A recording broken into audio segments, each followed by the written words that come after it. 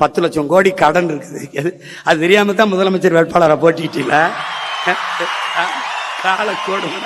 நல்ல வேலை என்னைய தோக்கடிச்சு உள்ள வரவிடாம விட்டான். உள்ள போய் இருந்த நல்வாய்ப்பா தப்பிச்சு போயிட்டு எல்லாரும் ஒரு 5-6 பேரோட உள்ள வந்திருந்தேன். மொத்த பேரும் வெளியில தான் இருக்கணும். 10 லட்சம் கோடி கடன். நானா பாட்டா பாடினேன். 10 லட்சம் கோடி கடன்ல நாடு, இதுல இலவசம் வேற பெருவுக்க கேடு. தெருவா ஊர் ஊரா பேசினேன். முதலமைச்சர் ஆன பிறகுதான் அவருக்கு தெரியுது 10 லட்சம் கோடி கடன் இருக்குன்னு. ஐய அப்படியா? 10 லட்சம் கடனா? கடன் 10 லட்சம் கோடி இருக்குது. இந்த இலவசங்களை கொடுக்க முடியாது. 1 லட்சம் கோடி ஏற்கனவே வட்டி. பட்ஜெட்டே 3 லட்சம் கோடி தான்.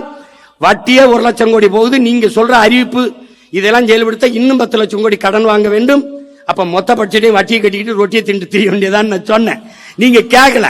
அப்ப நீங்க என்ன பண்ணிய?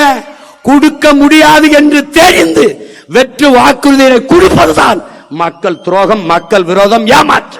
நாங்கள் உண்மையை சொன்னோம், தோற்று போனோம், மேன்மையாக கருதுகிறோம். நான் தர மாட்டேன், கொடுக்க முடியாதுன்னு சொன்னேன்.